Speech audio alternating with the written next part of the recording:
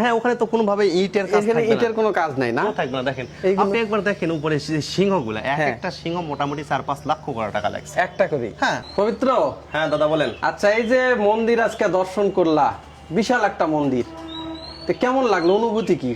আসলে আমি বাংলাদেশের যত জায়গায় গিয়েছি, হ্যাঁ এখানে যে সনাতন ধর্মের যে বিগ্রহগুলো দেখতে পাচ্ছেন আমার ডান পাশে, এটা কিন্তু দেবাদিদেব মহাদেব রয়েছে, এখানে দুর্গা রয়েছে, সিংহ রয়েছে, পার্বতী, হ্যাঁ গরু রয়েছে, হ্যাঁ আর এখানে গণেশ, বাবা গণেশ রয়েছে। হ্যাঁ কিন্তু এইরকম বিগ্রহ আমি বাংলাদেশে আর কোথাও দেখিনি। আমি চন্দ্রনাথেও গিয়েছি, সেখানে কিচ্ছুই নেই, শুধু পাহাড়ের উপর একটা মন্দির। আচ্ছা হ্যাঁ, আর এখানে যে সুন্দর করে এই মন্দিরটা নির্মাণ করা হয়েছে এবং যে বিগ্রহগুলো দেওয়া হয়েছে, এটা আসলে আনকমন। তাই? হ্যাঁ আসলে এটা আনকমন। এইরকম আপনি হয়তোবা দেখেছেন, হ্যাঁ পুরো বিল্ডিংটা তো ঘুরছেন, বিল্ডিং এর যে কারুকাজগুলো আছে, হ্যাঁ সেই কারুকাজ কিন্তু ঠিক যে রাজবাড়িতে ছিল সেরকম করে কিন্তু নির্মাণ করা হয়েছে। হ্যাঁ আপনারা তো জানেন না যে রাজবাড়ি সেই রাজতন্ত্রের সময় যেগুলো ডিজাইন ছিল, এই এখন যে এখন কি বলে দাদা এটা, এখন গণতন্ত্র চলছে, এখন গণতন্ত্রের সময় 2026 সালে কিন্তু সেইভাবে নির্মাণ করতেছে। একটাবার আপনি দেখেন হ্যাঁ এগুলো কিন্তু পুরানো, আমি যখন ভাঙা রাজবাড়িতে ভিডিও করতে যাই তখন এগুলো দেখা যায়। আচ্ছা ঠিক সেটা কিন্তু এখানে করেছেন। মানে যে রাজবাড়ি যেরকম কাঠামো ছিল বা রাজাদের যেমন যে সুনিপুণ যে কারুকার্য ছিল, হ্যাঁ তো তুমি বলতে চাচ্ছ যে সেই রকম আবার মনে হয় ফিরে আসছে? অবশ্যই 100%। আপনি আমার দেখেন হ্যাঁ এই যে এই কারুকাজটা, হ্যাঁ এই কারুকাজটা শুধু এখানেই না, এই পুরো বিল্ডিং জুড়েই কিন্তু এই কারুকাজটা রয়েছে। এটা আসলে রাজবাড়িতে ছিল। হ্যাঁ আমি আপনাকে প্রমাণ করে দিব যেগুলো রাজবাড়িতে ছিল সেই কারুকাজগুলো এই যখন গণতন্ত্রের সময় এসে এই মন্দিরে ব্যবহার করা হচ্ছে। অনায়াসে ভাবাই যায় যে কত টাকা ব্যয় হচ্ছে, আপনি বোঝেন। আর এই যে সনাতন ধর্মের এই যে দেবাদিদেব মহাদেব পার্বতীকে এখানে এই যে বিগ্রহটা তৈরি করতেছে, এরকম আর অন্য কোথাও নেই দাদা, আপনি বিশ্বাস করেন, আর কোথাও নেই। আমি অনেক মন্দিরে গিয়েছি। আচ্ছা এই যে মানুষ গোবিন্দগঞ্জে যাচ্ছে, ওখানে কিন্তু সেই একটা বড় শুধু একটা শিব মূর্তি আর একটা যে অনেক বড় রামের মূর্তি তৈরি করা হয়েছে, শুধু কিন্তু এই দুইটাই বা তিনটাই। এছাড়া এখানে যে নির্মাণ করা হচ্ছে এটা কিন্তু তার সাথে খুব কম না।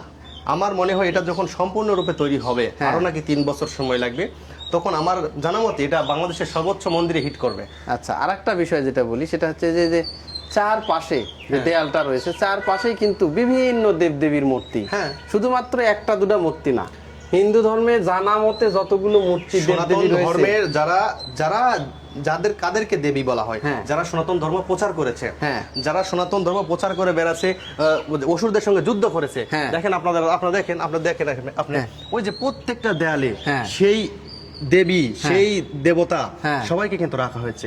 এরকম আর বাংলাদেশে অন্য কোনো জায়গাতে নাই মোটামুটি। আর এই শিবলিঙ্গটা দেখেন, চারপাশে কিন্তু এই শিবলিঙ্গটা তৈরি করা হয়েছে। এই শিবলিঙ্গটার যখন আপনি পুরাটা দেখবেন, এই যে নিচে একটু দেখেন, আপনার ক্যামেরাতে দেখেন, এই যে দেখেন, এটা কিন্তু সেই রাজবাড়ির জৌলস। এই ছাবাই রাজবাড়িতে রয়েছে, প্রত্যেকটা রাজবাড়ি, সব জেলাতে আছে, সেই জায়গা দেখবেন এরকম আছে। এটা তৈরি করতেছেন। এখন যেটা বিষয়, অনেকে যেটা বলতেছে, কেউ বলতেছে 50 কোটি, কেউ বলতেছে 60 কোটি, কেউ বলতেছে যে আরো বেশি লাগতে পারে। আসলে এই নির্মাণ ব্যয় কেমন কি লাগতেছে, এটা একটা আইডিয়া আছে কি? আপনি আইডিয়া, এই যে আমার হাতে যে এসএস পাইপটা আছে দেখতে পাচ্ছেন, এই পাইপটা সামান্য কত টাকা ফিট অনেকেরই জানা নেই। আচ্ছা, এইটুক তৈরি করতে গেলে আপনি 20,000 টাকা গুনতে হবে। এইটুকুই এই যে এইটুকু অংশ আছে, এটা 20,000 টাকা লাগে গুনতে হবে, এই এসএস পাইপের এই অংশটা। আচ্ছা, আর এই যে এই কারিগরটা, আপনাকে আমি তো বলছি আগেই যে রাজবাড়ির জৌলস বহন করতেছে এই মন্দিরে। এই যে ওনার গলায় যে মালাটা আছে, এই কার্তিকের শ্রীকৃষ্ণের গলায় যে মালাটা আছে, এই মালার ডিজাইন করতে গিয়ে কত টাকা খরচ হয়েছে আপনি জানেন? এটা মোটামুটি আমার জানা মতে এখন পর্যন্ত মনে হয় 60 থেকে 70 কোটি হিট করবে এটা। উনি যদি ক্যালকুলেশন দিয়ে হিসাব করে মোটামুটি চলে যাবে কাছাকাছি, তাই না? হ্যাঁ, 100%। এই যে সবগুলা দেওয়াল আপনি দেখেন, এগুলো যে বিম, অনেক জায়গায় এগুলো গোল গোল করে রাখছে, আর এগুলো ঠিক রাজবাড়ির মতো করে রাখছে, একদম দেখেন নকশা করা আছে। শুধু এখানেই না, বাইরে একবার দেখছেন, দেখেন এই যে দেখেন ওই যে শিবের হর মহাদেব, যেই মহাদেব কৈলাস অনেকেই গিয়েছে, মাউন্ট এভারেস্ট বলে মুসলমানরা, খ্রিস্টানরা। সেই মাউন্ট এভারেস্টের যে দেবাদিদেব মহাদেব ওখানে ওম শব্দ ভেসে ওঠে, সেই ওর হাতের ইয়েটা কিন্তু পুরা মন্দির জুড়ে রয়েছে। এবং শুধু যে ওম লেখা আছে তাও না, তার ভিতরেও কিন্তু খচিত বিভিন্ন নকশা করা আছে। ওখানে নকশা মানে ওই যে পার্বতীর কপালে যে একটা চোখ থাকে, সেই চোখের ওখানে ছাবা আছে, আপনি ভালো করে দেখলে দেখতে পাবেন। আবার ওই যে ময়ূর রয়েছে। তাহলে এটা আপনি অনায়াসেই 70 কোটি হিট করবে, এটা স্বাভাবিক না? একদম মাস্ট। মানে বিল্ডিং এর খরচ খুব একটা না, কিন্তু এই যে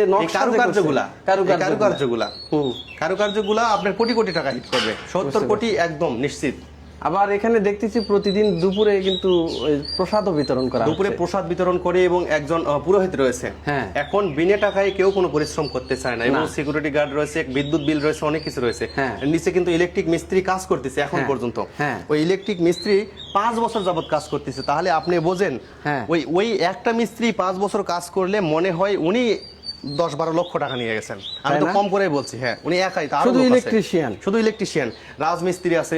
আমি আর একটু জিনিস দেখাই আপনাদেরকে, আপনি একটু দেখেন। আচ্ছা, এই যে মালাটা আপনি বলতেছেন যে 70 কোটি টাকা কিভাবে লাগবে, এই মালাটার ডিজাইনটা একবার দেখছেন আপনি? আচ্ছা দেখছি। দেখেন এই মালা, হাতের ব্যাস, বাঁশি, হ্যাঁ, মুকুটটা একবার দেখেন। এটা কিন্তু গোপীনাথপুরে আছে এই মুকুট, আপনি লক্ষ্য করবেন গোপীনাথপুরের মূল ফটকে এরকম, ওটা কিন্তু সেই রাজার সময় নির্মাণ করছে। আচ্ছা, এইটাই আছে, ঠিক এইটাই, এইরকমই ঠিক। এটা সেই এখন 2026 সালে, তাহলে এখন টাকার মান তো অনেক কম, অনেক কম। হ্যাঁ, সেক্ষেত্রে এটা তো কমপ্লিট করতে গেলে মানে 100 কোটি প্লাস প্রয়োজন, তাই না? এছাড়া কোনোভাবেই সম্ভব না। তার মানে এই যে এমনিতে খরচাপাতি হয়নি, কিন্তু দেবদেবীর যে মূর্তিগুলো রয়েছে এটার ফিনিশিং এর কাজেই কাজ, এই নকশাগুলো।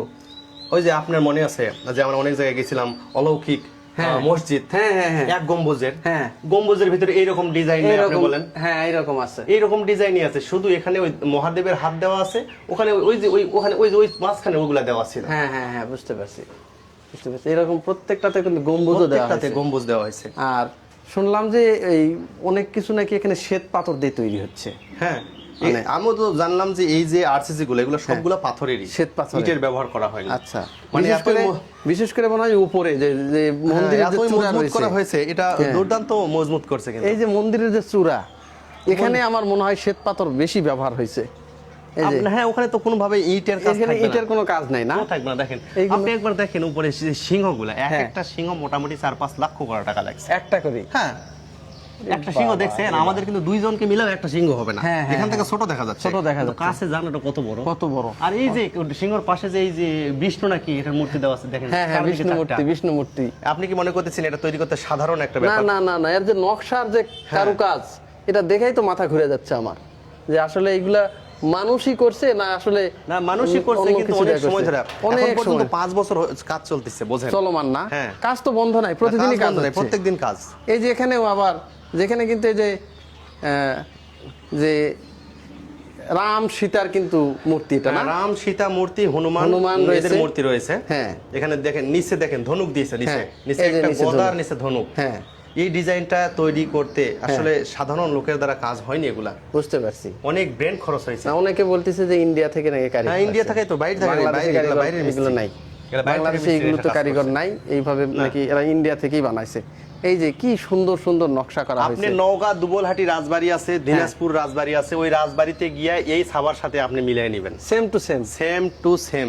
আচ্ছা, এই যে দেখেন, এই যে ছাপা গুলো দেখেন, এই যে আসলে ছাদে অনেক রোদ, আসলে অনেক সময় অনেক কিছু দেখানো যাচ্ছে না, কিন্তু এখান থেকে কিছুটা দেখা যাচ্ছে যে কি সুন্দর লাগতেছে, কি বিশাল একটা মন্দির, আর উপরে একদম মন্দিরের চূড়া পর্যন্ত যে কারুকাজ, কোনো জায়গায় একটা জায়গা নাই যে সেখানে কারুকাজ বাদ রয়েছে, প্রত্যেকটা জায়গায় হাতের ছোঁয়া, যে মানে দায় সারা কোনো কাজ এখানে নাই, সবগুলো কাজ সুনিপুণ কৌশলে কিন্তু করা হয়েছে।